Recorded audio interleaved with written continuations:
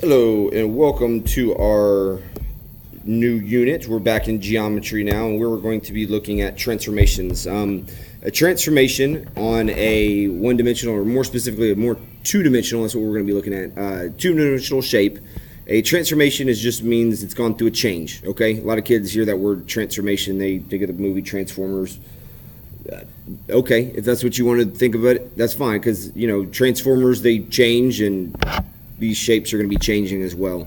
So there's going to be 4 transformations that we look at. And the first 3 we're going to be looking at, we kind of group them together in the sense that they produce congruent images. And if you remember the definition of congruent, that means same size, same shape. All right, so when you are looking at the first 3 transformations, they're going to be similar in the sense that they are going to produce congruent images. So we're going to say that means same size and the same shape.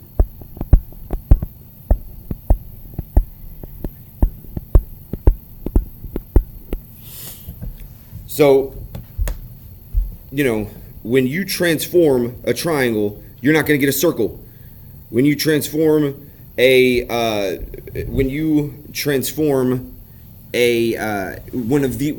going to be congruent. If when you go with one of these transformations, you're not going to get a triangle 10 times bigger than the other triangle. All right, it's going to be the same size and the same shape. All right, the first 3 transformations we're going to look at, and we kind of group them together in the sense that they're similar because they produce congruent images. All right, so a translation we think of as a slide. And it's going to make more sense as we go through these. What we're going to be looking at today is specifically translations, all right? This is a slide, and most kids remember this by, slide, and then it has an SL right there. When we are thinking about a reflection, we think of a flip. It's going to look backwards, just like when you're looking in your reflection in the mirror. All right, and how kids remember that is it has an FL right there, and we have an FL right there. And a rotation is going to be a turn. God, why does it keep doing that? A rotation is a turn, okay? And I guess it has a T in it there, and we have a T right there. So here are your 3 congruent transformations, and today we're going to specifically look at translations, okay? Meaning it's going to be a slide.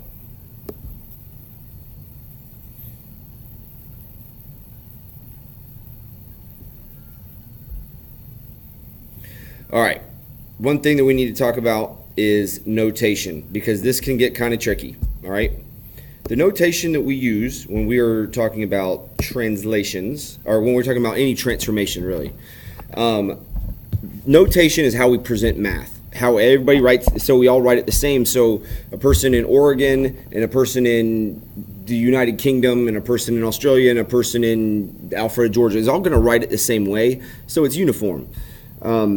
We all kind of agreed upon this is how we are going to write the number 4, and we write the number 4 like this or something similar to that. Now, I think they would use something different in countries such as China. Like their numbers are going to look a little bit different, but we wanted to make the notation look the same. So notation in transformations, let's say you have point A. After it has gone through a transformation of either a translation, reflection, rotation, and the last one we're going to look at is called a dilation. When it has gone through a transformation, A has become A, and it has a little tick mark right here, and that little symbol right there means A. How you read that is A prime.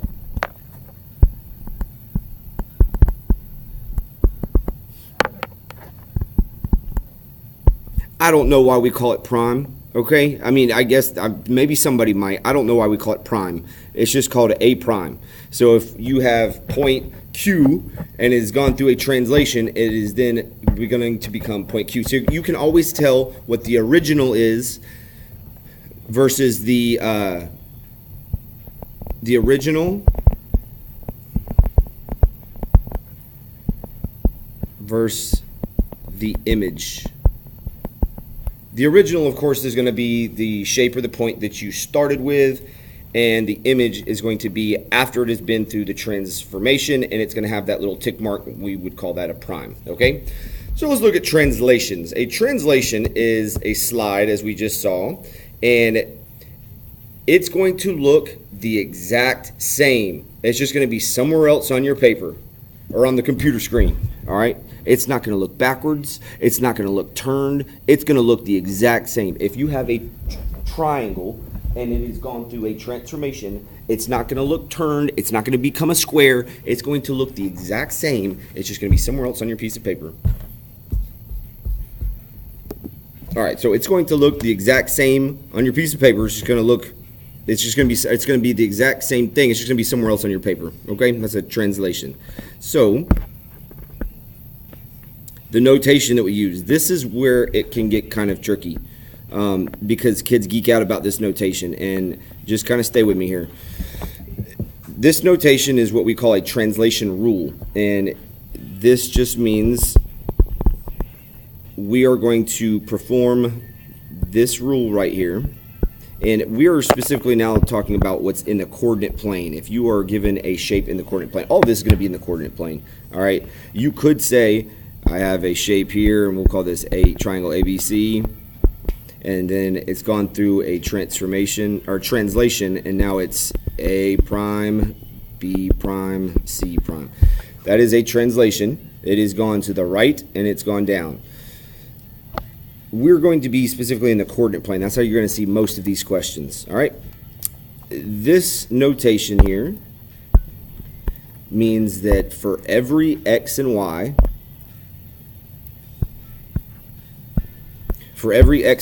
that is in the original shape, you're going to translate it such that this little triangle right here, that's what that little arrow right there means. We're going to translate it such that your x, you're going to add or subtract a number, which is we'll just call it a, and then the y, you're going to add or subtract another number, which we'll call it b. All right, and those are going to be real numbers. So just the notation looks a little bit confusing. The explanation might sound even more confusing, but the more of these you do, the more practice you have, the better you're going to be. All right, so this is an example of a translation rule. This guy right here. It says we have a translation such that xy is translated x plus 4, y minus 2. That just means that every point in your original shape has gone 4 units up and then 2 units down. Oh, I'm sorry, 4 units to the right and 2 units down. All right, so this plus, well, let's back up. This x, your x, remember on your x and y axis, x is going to be left and right. So if you are first going to take all the points and you are going to shift it to the left or to the right, and if you're going to determine left or right by this sign right here, if it's a plus, you're going to go to the right. If it's a minus, you go to the left. Okay, and then y, remember our y-axis, that's going up and down. So your y is going to be going up if it's positive, and then down if it's negative. All right, let's look at an example here. We're going to translate the triangle. Translate a triangle with vertices QRS, and it gives us the coordinates of QR and S, -3, -5, -5, 1, and then -3, 0. By using the rule for every x and y, x plus 3, y minus 4, what are the coordinates of Q prime, R prime, S prime? So what is our answer going to look like? You know, is our answer going to be a picture? Is it going to be a number? Is it going to be a slice of pizza? What is our answer going to look like? Well, it's not going to be a picture. That's how you're going to go about getting your answer. It's one of the methods you can go about getting your answer. But it says what are the coordinates of Q prime, R prime, S prime. So your answer is going to be coordinates, okay? So, and if it's a multiple choice test, it's going to be very obvious. If it's a multiple choice question, it's going to be very obvious. You know, your only choices are going to be ordered pairs. So I want you to understand what is your answer going to look like, and what are 2 ways we can go about getting our answer. Let's look at the first way. One way you could do this is the way, if you are just given a question, just like the way it is written there, There is no graph, there's no coordinate plane, you don't have a picture drawn for you. You could answer this algebraically because you have 3 ordered pairs, and if you remember, every ordered pair has an x value and a y value. X comes before y in the alphabet, the x number comes first in the ordered pair. So we also have a rule, x plus 3, y minus 4. So you would just plug in each one of those values for x and for y, and then you're going to just do the math. You're going to either add or subtract. So let's take q, and our answer is going to go down here. We'll put it right here. This is going to be called q prime. It's going to be called r prime. It's going to be called s prime. Well, what we're going to do for q is we have an x value and a y value. We're going to put in for our x -3, and then we're going to put in for our y -5. And if you do your integers wrong here, obviously you're not going to get the right answer. We've got -3 plus 3, that's going to give you 0. And -5 minus 4, that's -9.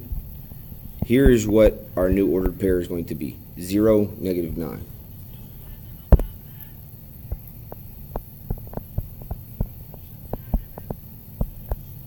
Right there.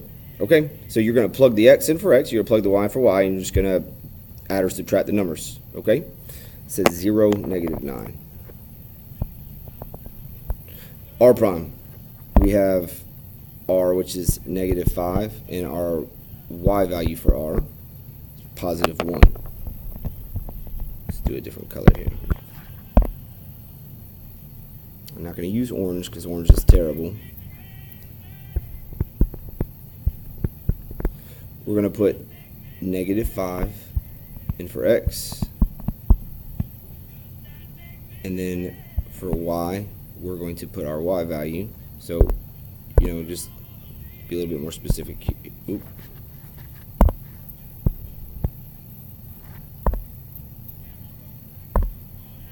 Just in case you're a little lost there, you have your x value, which is -5, and here's your -5 right here. You're going to put that in for x, and then for our y value, we've got a 1, so we're going to put a 1 in for y, and we're going to just determine what that ordered pair is. So we have a 1 right here. We're going to put the 1 in for y right here. So -5 plus 3 is going to give you -2. 1 minus 4 is going to be -3. You're going to know if you did your integers wrong because it's not going to be a congruent shape. Your image, like if you were to draw the picture, it's not going to be congruent. But here, a little harder to tell, all right? And for S prime is going to become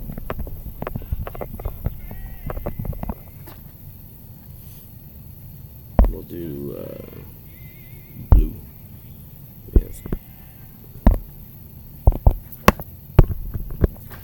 Here's your x, here's your y. So we're going to put -3 in for our x. We're going to put a 0 in for our y. We're going to figure out what the new ordered pair would be. -3 plus 3 is 0. 0 minus 4 is -4. So your new coordinates for your S prime is 0, -4. So we didn't even need to draw a picture. This is how you would answer the question algebraically.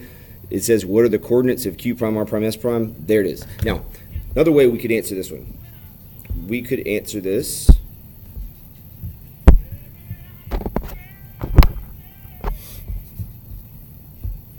using a graph. We draw a picture, okay? So I'm going to zoom in here on my coordinate plane.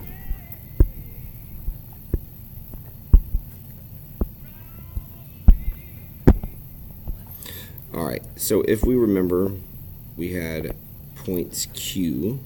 Oh, I need to figure out what those points were again.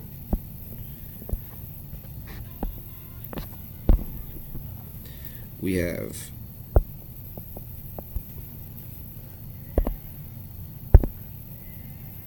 -3, -5, and that was Q. R is -5, +1. So if you are given a graph or a picture here, it says translate the following triangle or translate the following shape or translate the following point, you're going to take those points and you're going to put it through this rule. And the rule here would be x plus 3, y minus 4. So we're going to say x plus 3, y minus 4.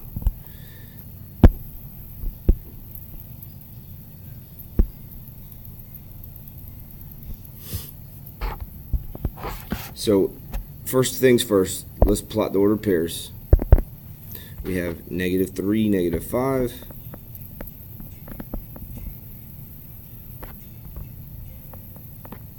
One, two, three, 1, 2, 3, 4, 5. Here is Q. R is -5, 1, 2, 3, 4, 5. +1. It's going to be right here. We're going to call this R.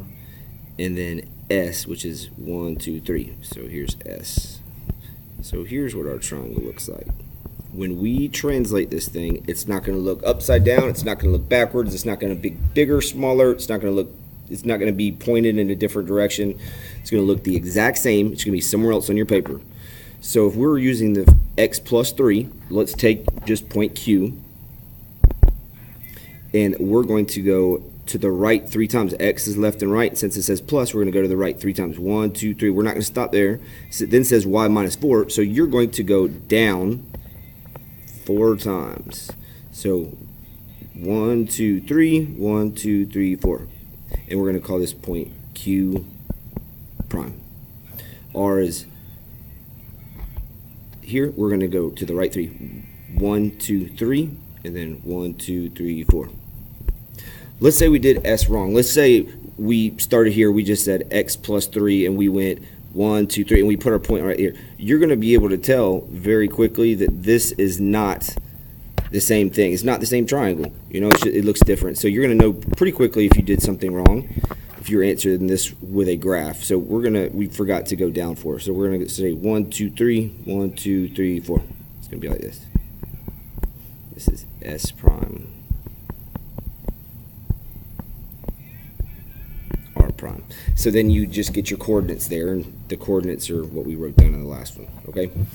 In math, we love to see that you know how to go forwards and backwards.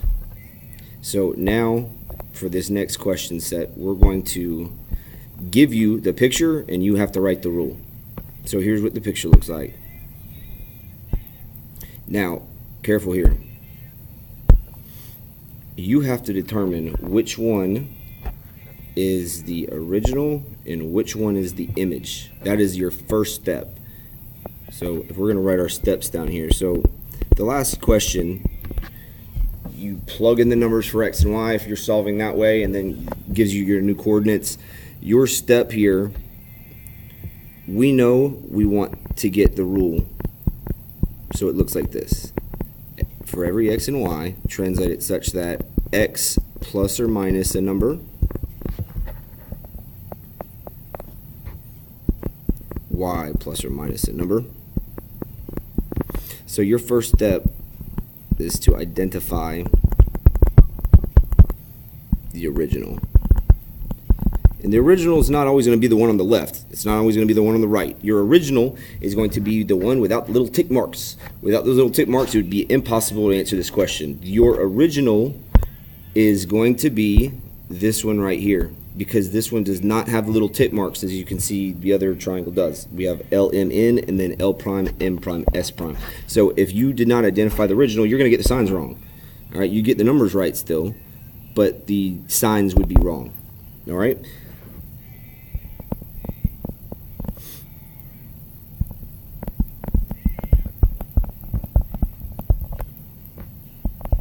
You're going to go left to right first, and then up or down second. And you're going to identify what those numbers would be, okay? So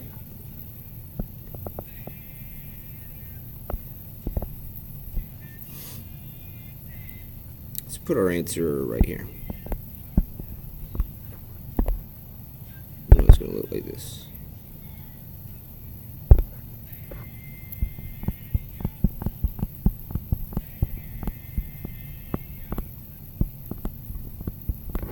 you're going to get four things here. You're going to get a sign, a number, and then another sign and another number.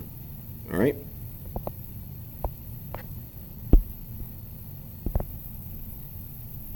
So to go from L to L prime, you're going to go from L to L prime. You're going to go to the left. Well, how many times? So sign. You're going to the left, so it's going to be minus. So you're going to subtract 1, 2, 3, 4, 5, 6. So you're going to the left 6 times, and then from there, you're going to go down twice. I could understand why you would make that. This is a mistake that kids make. All right? To go from L to L prime, you don't go from, kids go from L to N. They'd say, oh, you're going to go to the left twice and then down once. You got to make sure you go from L to L prime, or M to M prime, or N to N prime. All right, so this is what your rule would be, because every point that is in that triangle is going to go to the left 6 times and down twice. Left 6 times, down twice.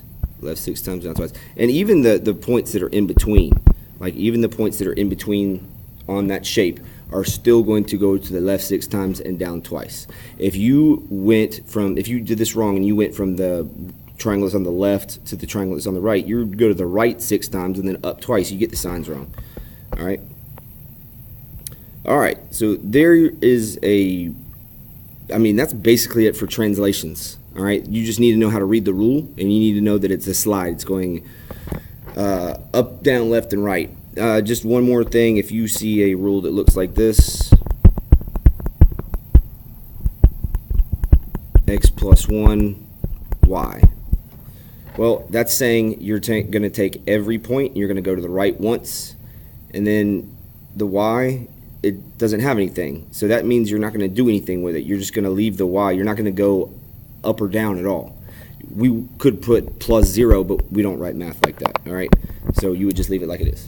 Okay, next one up is reflections.